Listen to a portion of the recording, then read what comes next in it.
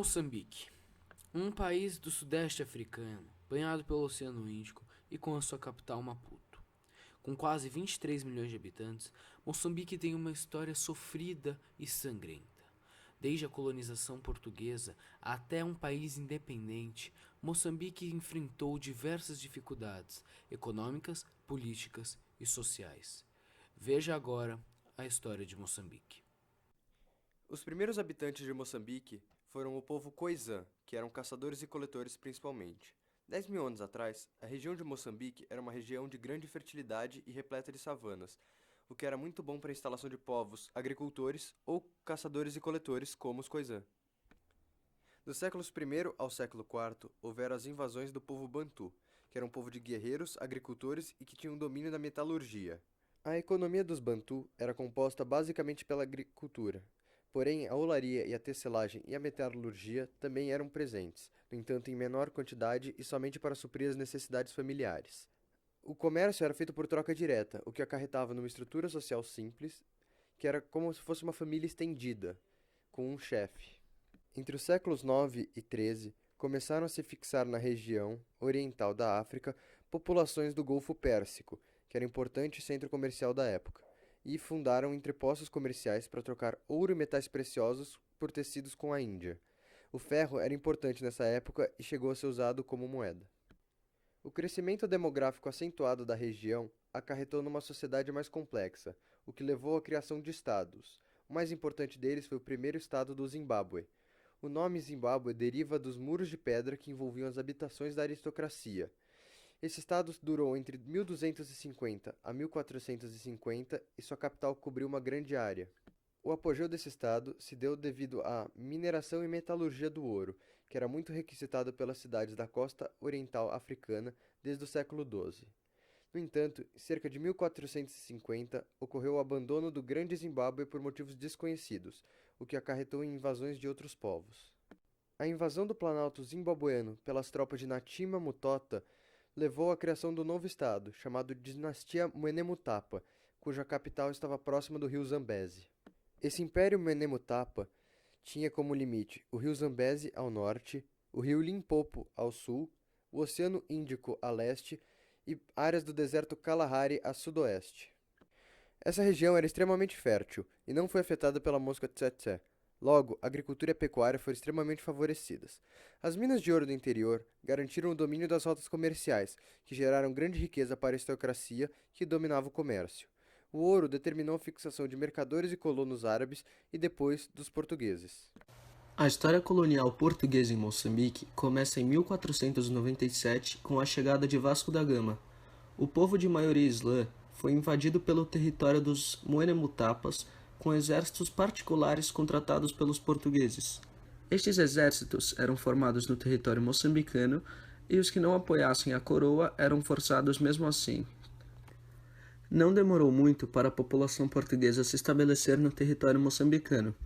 Em 1530 já havia a população do Sena, em 1537 a do Tetê e em 1544 Quelimane. Devido à hostilidade do líder Mwenemutapa Kapranzina, este foi deposto e seu tio Mavura assumiu seu lugar. No fim do século XVII, houve a ascensão de uma nova dinastia. Essa dinastia era a dinastia Xangamira-Dombos, que por já possuir outra área, o reino de Butua, contribuiu para que o império ficasse ainda maior. Altos e baixos constituíam a relação dos portugueses com esta dinastia. Em 1693, ocorreu um levante armado, na qual portugueses foram mortos, suas igrejas destruídas e o comércio de ouro com a população local cessou. Mas é claro que isso não foi de grande problema, já que o comércio de marfim se fortaleceu. Simultaneamente a toda essa situação, o Império dos Mwenemutapas, já decadente, foi aniquilado completamente pelos estados militares da resistência aos portugueses. Enquanto ocorria a infiltração portuguesa, existiam pequenos reinos nas margens do rio Zambeze, que eram os estados Marave. O povo Marave havia saído do sul do Congo para a Marávia e lá se dividiu em dois clãs, os Bandas e o clã dominante, Fires. Aproximadamente no século XVII, colonos portugueses haviam sido enviados para Moçambique. Estes, por sua vez, em alguns casos, casaram com mulheres do local e geraram linhagens poderosas. As terras destes portugueses viriam a pertencer à coroa portuguesa e os colonos deveriam arrendá-las a prazos que mudavam de 3 em 3 gerações e eram transmitidos por vias femininas.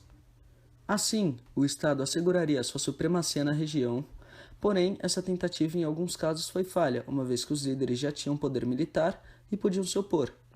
Estes ainda cobravam um imposto sobre seus cidadãos, chamado muçoco, que era um imposto cobrado sobre os cultivadores de terras com mais de 16 anos sobre seu território.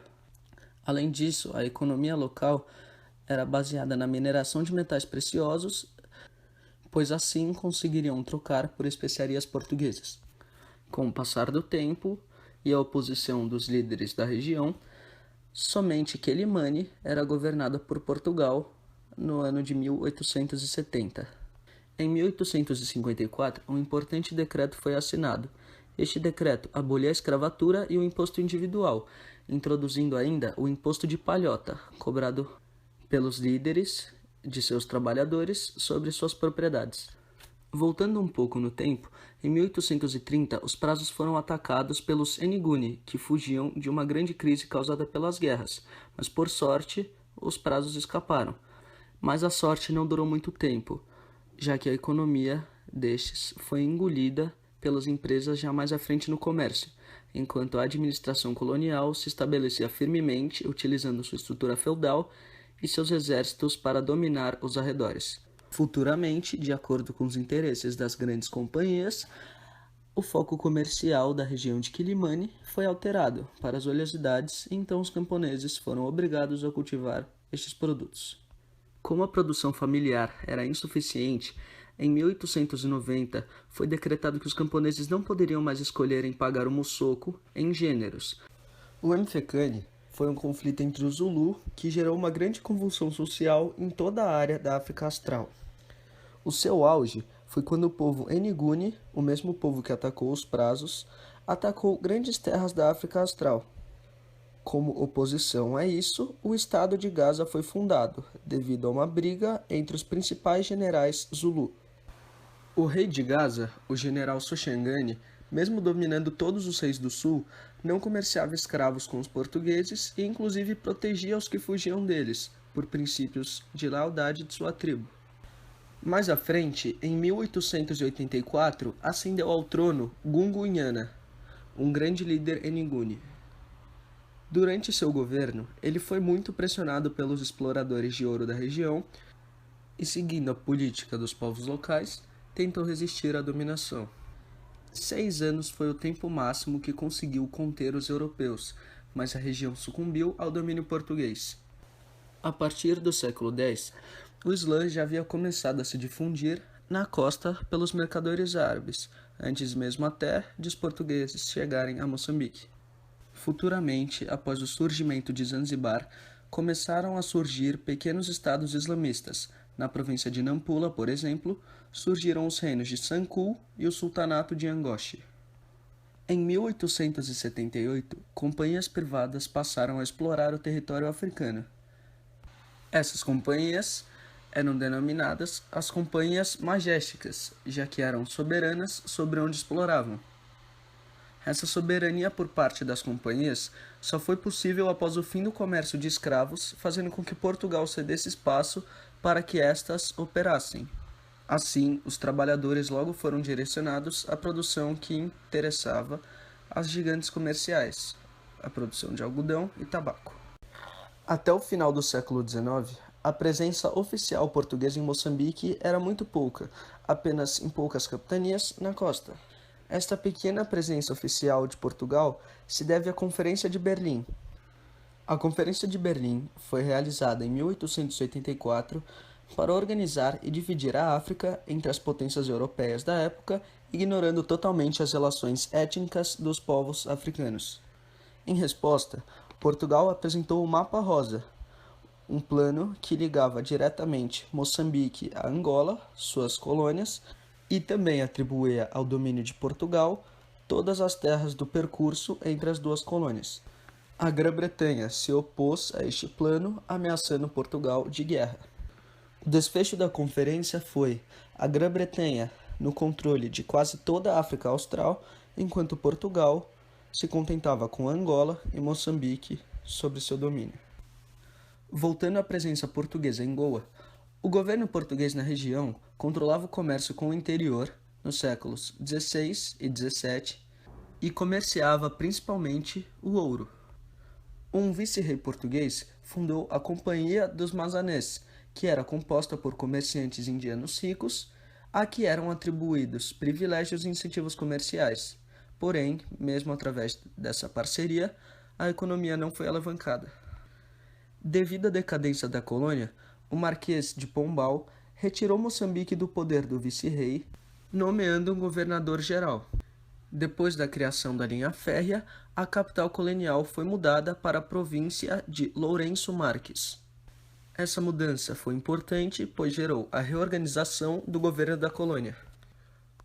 Com a abolição da escravidão por decreto e seu declínio, Moçambique se viu forçado a mudar de colônia para a extração de recursos naturais para um território cuja função é exportar bens de consumo para a metrópole portuguesa, o que exigia uma administração extremamente efetiva.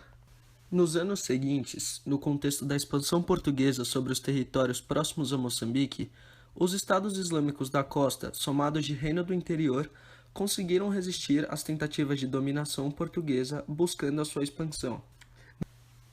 Em 1905, depois de inúmeras tentativas, os portugueses conseguiram começar a sua infiltração no território. Eles avançavam, dominando os territórios e instalando capitanias mores de base militar para os territórios rebeldes e circunscrições para os que colaboravam.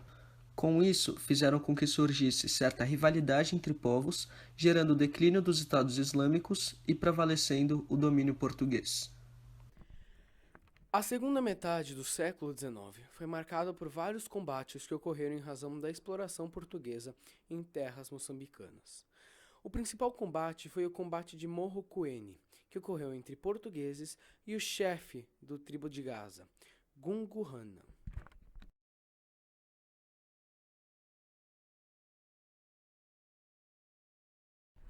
A primeira metade do século XX foi de intensa mudança no cenário colonial português.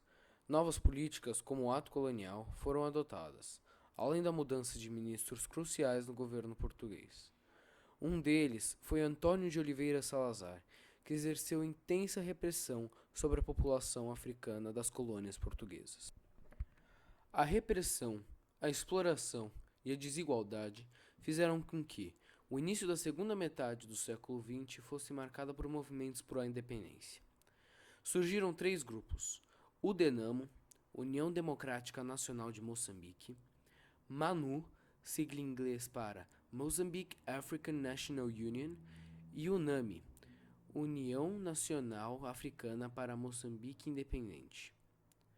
Após dura repressão, em 25 de junho de 1962, esses três grupos se uniram e formaram a FRELIMO, Frente de Libertação de Moçambique, com seu primeiro presidente sendo Eduardo Chivambo Mondelane.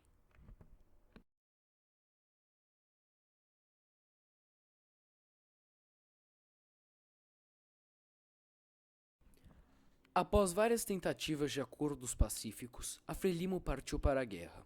A luta armada de libertação nacional iniciou em 25 de setembro de 1964, após o ataque a um posto administrativo em Cabo Delgado. Uma de suas estratégias era a criação de zonas libertadas, áreas fora do controle administrativo português. 5 anos depois, em 1969, é assassinado Mondlane, que foi sucedido por Samora Moisés Machel. Machel apoiava um regime socialista que, mais em frente, se mostrará insuficiente para suprir a economia do país.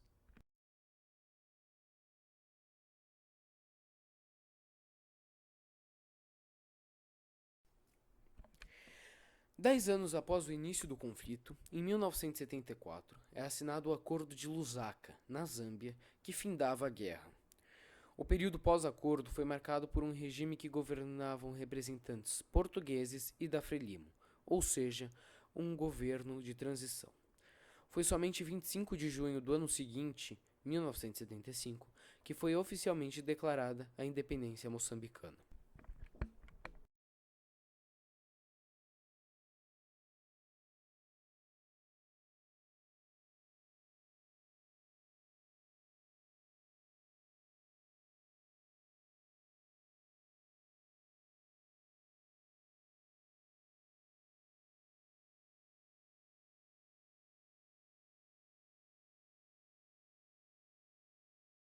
Na memória de África e do mundo, pátria bela dos que ousaram lutar. Moçambique, o teu nome é liberdade. O sol de junho para sempre brilhará. Povo unido do Rovuma ao Maputo, colhe os frutos do combate pela paz. Cresce o sonho ondulando na bandeira e vai logrando na certeza do amanhã. Moçambique, nossa terra gloriosa, pedra a pedra construindo um novo dia. Milhões de braços, uma só força. Oh, pátria amada, vamos vencer.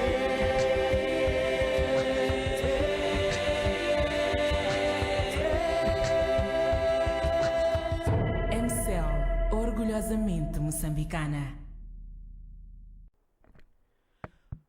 O Estado de São Paulo, em 26 de junho de 1975, escreve em sua matéria: às 24 horas de ontem, em Lourenço Marques, num estádio que já se chamou Antônio de Oliveira Salazar, foi arriada a bandeira portuguesa.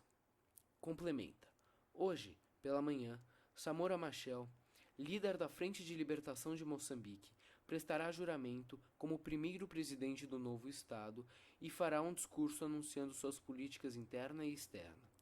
Mas já se sabe que será um Estado socialista, de partido único, a Frelimo.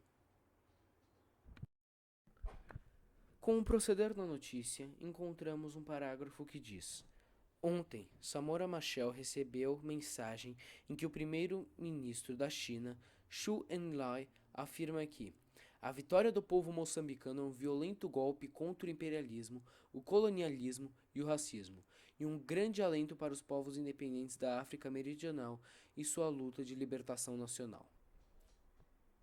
É interessante notar que, como diz o jornal, dos 200 mil brancos de Moçambique, mais de 100 mil deixaram o país desde que foi anunciada a independência do país sob a égide da Frelimo.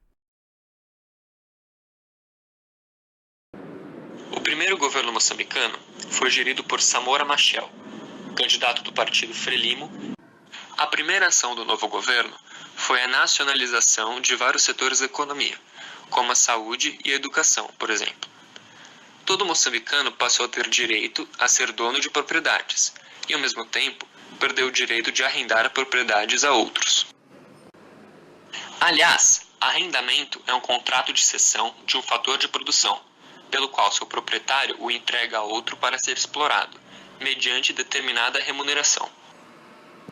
Com relação à saúde, o governo transferiu para os hospitais estatais o equipamento e pessoal dos consultórios e clínicas privadas. Na educação, o governo nomeou administradores para as escolas privadas, cujo pessoal passava a responsabilidade do Estado. Muitas das unidades privadas de saúde e educação pertenciam a igrejas cristãs, principalmente a Igreja Católica. E essas nacionalizações, associadas à propaganda oficial socialista e fortemente laica, também considerada como antirreligiosa, criaram um clima conflituoso entre algumas dessas igrejas e o Estado. Devido às ações nacionalistas do governo, vários proprietários de empresas, em geral de meios de produção, se viram forçados a saírem do país, fazendo com que o Estado assumisse a gestão dessas unidades de produção. As primeiras empresas estatais, com a sigla EE, foram criadas pelo pensamento socialista de que o Estado deveria assegurar ao povo os bens de primeira necessidade, livres da exploração mercantilista. O pilar da estratégia de desenvolvimento desenhada pela Frelimo depois da independência foi a socialização do campo, o que aumentaria a produção agrícola, uma vez que mais de 80% da população vivia no meio rural. O governo decidiu então por fornecer aos fazendeiros insumos da sua produção, como sementes. Pouco tempo depois da independência, Moçambique mergulhou numa guerra civil que opunha o partido do governo à Resistência Nacional Moçambicana, com a sigla RENAMO, um movimento apoiado pela África do Sul e pela Rodésia, além de contar com a ajuda de colonos portugueses e de algumas camadas da população moçambicana. O conflito teve consequências extremamente negativas e dramáticas para o país. Até 1980, a RENAMO atacou aldeias e infraestruturas sociais em Moçambique. Essas ações desestabilizaram a economia, uma vez que não só obrigaram o governo a concentrar importantes recursos numa máquina de guerra, mas principalmente porque levaram ao êxodo de milhares de pessoas do campo para as cidades e para países vizinhos. Isso, somado à grande seca no começo da década, fez com que a produção agrícola declinasse. Até a década de 90, haviam morrido cerca de 1 milhão de pessoas em decorrência do embate. Paralelamente ao conflito armado, o país se via em uma gigantesca crise econômica, motivada não somente pelos fatores da guerra, mas também pela política socialista do governo de fixagem de preços, o que impediu o país de exportar matérias-primas e bens de consumo, parando a economia. Após longos anos de ataques e burocracia, o governo assinou um acordo com o Banco Mundial e o FMI em 1987, que o obrigaram a abandonar completamente a política socialista e lançar o Programa de Reestruturação Econômica, mais conhecido pela sigla PRE, que deveria modificar a política econômica de Moçambique. A partir disso, nasceu o Programa de Privatização das Empresas Estatais. A Guerra Civil, porém, só terminou em 1992, com o Acordo Geral da Paz, assinado em 4 de outubro pelo presidente da República, Joaquim Chissano, e pelo presidente da RENAMO, Afonso de Lacama. Na Constituição de 1990, foi introduzida no sistema político moçambicano a possibilidade da organização de partidos políticos, que poderiam participar da disputa na eleição. As primeiras eleições multipartidárias realizaram-se em 1994, com a participação de vários partidos. A Frelimo foi o partido mais votado, passando a ter maioria no parlamento e a constituir um novo governo. Atualmente, a situação política de Moçambique é de insegurança. Tudo porque a RENAMO não reconheceu os resultados das eleições de outubro de 2014, vencida pelo candidato da Frelimo e atual presidente, Filipe Nyusi, e exigiu governar as 6 regiões nas quais, segundo os resultados oficiais, obteve a maioria absoluta ou relativa.